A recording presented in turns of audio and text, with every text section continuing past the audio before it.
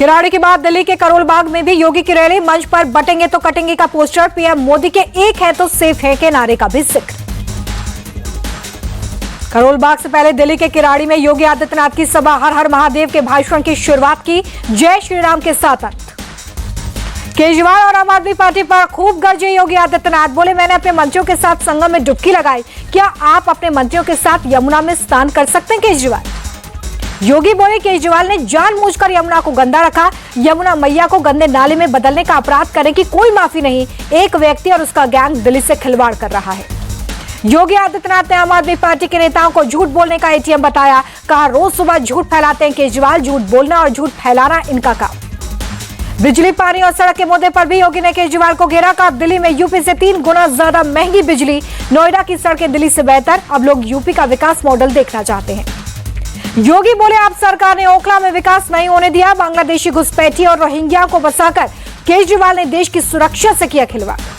अन्ना हजारे को लेकर योगी का केजरीवाल पर अटैक, बोले अन्ना को धोखा देने वाला अब देश को धोखा दे रहा है, जो गुरु को धोखा दे सकता है वो किसी का भी सगा नहीं। योगी के हमलों पर केजरीवाल का पलटवार, बोले यूपी में 10-10 घंटे बिजली कट होता है, दिल्ली में 24 घंटे बिजली आती है, यूपी में 400 यूनिट पर 4000, दिल्ली में जीरो बिल। केजरीवाल बोले कि गलत बटन दबाने का खामियाजा भुगत रहे यूपी वाले, गुजरात में 30 साल से बीजेपी की सरकार, फिर भी आज तक 24 घंटे बिजली नहीं दे पाए। सीएम योगी के चुनाव प्रचार पर संजय सिंह का बयान, बोले दिल्ली में कोई असर नहीं होगा, भड़काऊ नारे लगाकर वोट लेना चाहती है बीजेपी। संजय सिंह बोले कि कटेंगे तो बटेंगे का नारा ठीक नहीं है, हिंदुओं को डराया नहीं जा सकता है, बीजेपी को बिजली पानी पर बात करनी चाहिए। केजरीवाल का दिल्ली से बेरोजगारी दूर करने का वादा, बोले मेरी टीम 5 साल का प्लान तैयार कर रही है। केजरीवाल बोले हमें बेरोजगारी दूर करना आता है, पंजाब में 2 साल में 48,000 सरकारी नौकरियां दी। कांग्रेस कैंडिडेट संदीप दीक्षित का बयान, कोरोना महामारी के समय आपने किया महा घोटाला, केजरीवाल ने दिल्ली वालों को गुमराह किया। बीजेपी नेता रमेश बिदोड़ी बोले कि आप कार्यकर्ता भी केजरीवाल से निराश हैं, पिछले 10 सालों में दिल्ली सरकार ने सिर्फ लूटने का काम किया। दिल्ली बीजेपी चीफ वीरेंद्र सचदेवा का बयान, झूठ बोलने भ्रष्टाचार के अलावा केजरीवाल ने कुछ नहीं किया, पिछले 10 सालों का हिसाब दें। आप सांसद राघव चड्ढा बोले बेरोजगारी देश की सबसे बड़ी समस्या, युवाओं को रोजगार मिलेगा तो देश का विकास होगा, हम जो कहते हैं वो करते। बीजेपी प्रवक्ता शहजाद पूनावाला बोले 11 साल बाद रोजगार का ध्यान आया, अब इनके राजनीतिक तौर पर बेरोजगार होने की बात आई तो रोजगार की चिंता हुई। केजरीवाल की बेरोजगारी दूर करने वाले वादे पर प्रवेश वर्मा का अटैक, बोले केजरीवाल की जमानत जब्त होने वाली है, आपके पास कोई मुद्दा नहीं इसलिए अब ये बातें कर रहे हैं। दिल्ली के कस्तूरबा नगर में पंजाब के मुख्यमंत्री भगवंत मान का रोड शो, आप कैंडिडेट के लिए मांगा वोट। उत्तराखंड के मुख्यमंत्री पुष्कर सिंह धामी भी दिल्ली के चुनावी प्रचार में उतर गए, पालम विधानसभा क्षेत्र में बीजेपी उम्मीदवार के लिए रोड शो किया।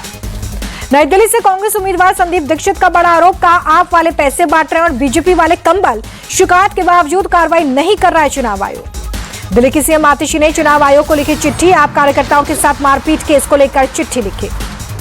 सीएम आतिशी ने चिट्ठी में पुलिस पर रमेश बिधूड़ी और उनके भतीजे को बचाने का आरोप लगाया, लिखा आप कार्यकर्ताओं से जबरदस्ती गलत बयान पर साइन करवाए जा रहे। सीएम आतिशी के चुनाव अधिकारी को पत्र लिखने पर बोली अलका लांबा, इनका एकमात्र मकसद मुद्दों से भटकाना।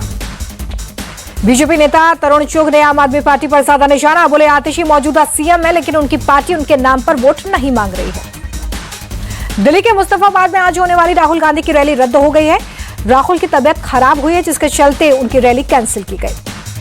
खराब तबीयत के चलते रद्द हुई थी राहुल की सदर बाजार वाली रैली। नई दिल्ली में संदीप दीक्षित के लिए पदयात्रा भी कैंसिल हुई थी। पंजाब और दिल्ली के लिए प्रवेश वर्मा के दिए गए बयान पर भेजा गया लीगल नोटिस, प्रवेश वर्मा ने पंजाब नंबर की गाड़ियों को सुरक्षा के लिए खतरा बताया। यूपी के मिल्कीपुर उपचुनाव पर बोले स्वतंत्र देव सिंह का चुनाव एक तरफा है, योगी जी के प्रति लोगों में प्रेम और स्नेह। बीजेपी नेता अपर्णा यादव बोली मिल्कीपुर में बहुत चुनाव महत्वपूर्ण है, भाजपा 365 दिन चुनावी मोड में रहती है, हमारी जीत पक्की है। योगी के एरोस्पेस डिफेंस पॉलिसी के ऐलान को लेकर अखिलेश यादव का तंज, कहा झूठ ना बोलो, गंगा के तट ना करो घोषणा बिन वजह। अखिलेश यादव के भागों वाले बयान पर डिप्टी सीएम केशव प्रसाद मौर्य का अटैक, कहा पता नहीं अखिलेश को कौन सा रोग हो गया है। अखिलेश के बयान पर शहजाद पूनावाला का पलटवार, कहा सैफई में नाच गाना करवाने वाले लोग कहते हैं कि यहाँ पर बैठक नहीं होनी चाहिए, ये दोहरा चरित्र। ममता बनर्जी का केंद्र सरकार पर हमला, कहा केंद्र सरकार हमें पैसा नहीं दे रही है लेकिन हम भीख नहीं मांगते, हम अधिकारों के लिए लड़ते हैं। जूट की एमएसपी में बढ़ोतरी पर पीएम मोदी का ट्वीट, लिखा जूट उत्पादक किसान भाई बहनों के हित में बड़ा कदम, बंगाल सहित कई राज्यों में लाखों किसानों को लाभ होगा। मुंबई में इन्वेस्टर कनेक्ट मीट में शामिल हुए सीएम विष्णुदेव साय। रूस के काउंसिल जनरल से की मुलाकात। प्रदेश में निवेश को लेकर चर्चा। पंजाब में ब्रिटिश सिख सोल्जर जगजीत सिंह के खिलाफ यूएपीए के तहत मामला हुआ दर्ज। गुरुदासपुर में पुलिस चौकी पर हुए अटैक के मामले में पहले से 2 एफआईआर। मनी लॉन्ड्रिंग केस में जमानत मिलने के बाद झारखंड की आईएएस अफसर पूजा सिंघल का निलंबन वापस ले लिया गया है। फिर से करेंगी विभाग में काम। पूजा सिंघल का निलंबन वापस होने पर भड़के बीजेपी नेता रविशंकर प्रसाद। बोले भ्रष्ट अधिकारी की दोबारा पोस्टिंग सरासर गलत। दिल्ली हाई कोर्ट ने राशिद इंजीनियर की याचिका पर एनआईए को नोटिस दिया। टेरर फंडिंग मामले में अगली सुनवाई 30 जनवरी को। सैफ अली खान के हमलावर के बांग्लादेशी होने के सबूत मिले। ड्राइविंग लाइसेंस मिला। मुंबई पुलिस ने पहले ही किया था बांग्लादेशी होने का दावा। जम्मू कश्मीर में रहस्यमय बीमारी पर सीएम उमर अब्दुल्ला का बयान। मेडिकल टीम कर रही है वायरस की जांच। किसी को डरने की जरूरत नहीं। विवाद के बीच बीपीएससी परीक्षा का रिजल्ट घोषित। परीक्षा में 21,581 अभ्यर्थी सफल रहे हैं। कुल 3,28,990 अभ्यर्थियों ने परीक्षा दी थी। कपिल शर्मा को ईमेल पर मिली जान से मारने की धमकी। कपिल शर्मा ने पुलिस में शिकायत की है। पुलिस जांच कर रही है। बिहार के बेतिया में जिला शिक्षा पदाधिकारी के घर पर विजिलेंस का छापा। घर से भारी मात्रा में कैश बरामद। विभाग ने नोट गिनने के लिए मशीन मंगवाई। जिला शिक्षा पदाधिकारी के दूसरे ठिकानों पर भी छापा।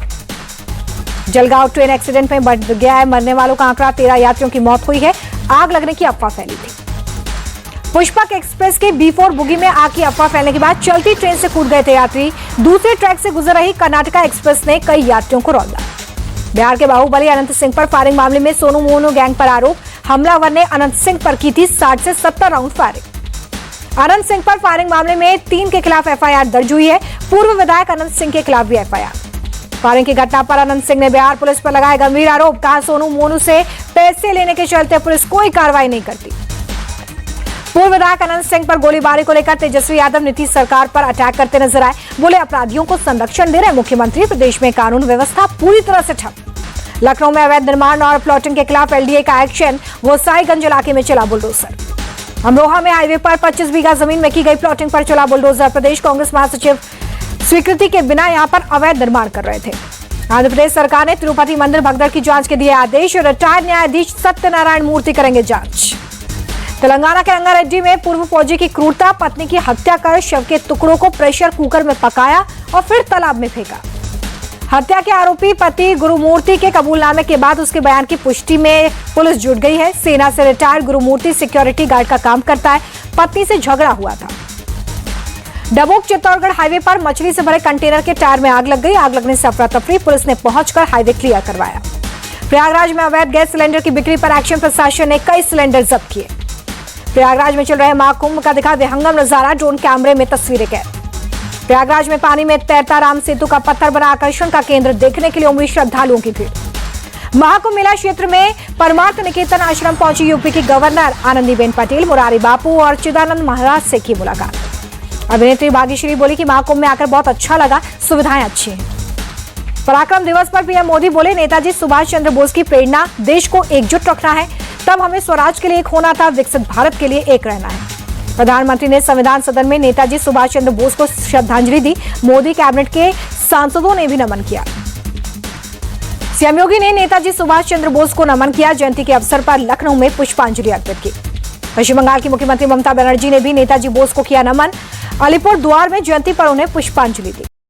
गणतंत्र दिवस से पहले कर्तव्य पथ पर फ्लाइंग पास्ट का रिहर्सल। विमानों ने दिखाया कर्तव्य। गणतंत्र दिवस से पहले अलर्ट पर पुलिस। यमुना में की पेट्रोलिंग।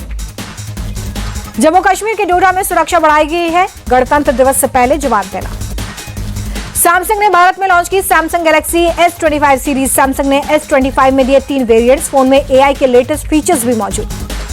BSE NSE पर लिस्ट होगा हिंदुस्तान यूनिलीवर का आइसक्रीम बिजनेस। 22 जनवरी को बोर्ड मीटिंग में प्रस्ताव को मिली मंजूरी। जल्द आएगा water purifier company Kent RO का IPO। 1 करोड़ से ज्यादा शेयर बेचेंगे कंपनी के मालिक। ऑटोमोटिव डिजाइनर दिलीप छबाड़िया ने डिजाइन की 3 तरफ से खुलने वाली बस। 18 करोड़ से ज्यादा की लागत से बनी है बस। इंग्लैंड को हराने के बाद चेन्नई पहुंची टीम इंडिया। 25 जनवरी को दूसरा मुकाबला। पहले मैच में 7 विकेट से जीत के साथ भारत ने विजयी आगाज किया। चेन्नई के चेपॉक स्टेडियम में भारत ने अब तक 2 T20 मैच खेले हैं। एक में जीत, दूसरे में हार। चेन्नई में इंग्लैंड के खिलाफ पहला T20 मैच खेलेगी टीम इंडिया। रणजी ट्रॉफी में फेल हुए टीम इंडिया के सितारे रोहित शर्मा, यशस्वी जायसवाल, श्रेयस अय्यर, शुभमन गिल और ऋषभ पंत ने किया निराश।